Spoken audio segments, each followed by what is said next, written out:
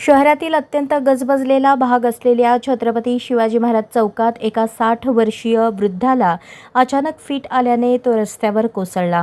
तब्बल 3 तास हा वृद्ध मदतीसाठी तडफडत होता, मात्र कोणी मदतीला धावले नाही। सोमवारी माणुसकीला काळीमा फासणारी ही घटना घडली।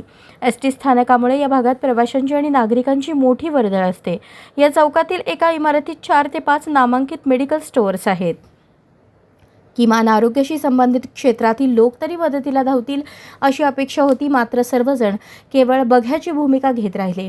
दुपारी 1च्या सुमारास पुण्याच्या एका व्यक्तीने माणुसकी दाखवत 108 रुग्णवाहिकेला कॉल केला, परंतु बराच वेळ रुग्णवाहिका न आल्याने अखेर एका स्थानिक नागरिकाच्या मदतीने रिक्षातून त्या वृद्धाला सिव्हिल हॉस्पिटलमध्ये दाखल करण्यात आले। मेडिकल हब म्हणून ओळखल्या जाणाऱ्या सोलापुरात मदतीसाठी कोणीही पुढे न आल्याची खंत व्यक्त होत आहे। अशाच नवनवीन अपडेटसाठी जनता राज्य न्यूज चॅनलला सबस्क्राईब करा, लाईक करा आणि शेअर करायला विसरू नका।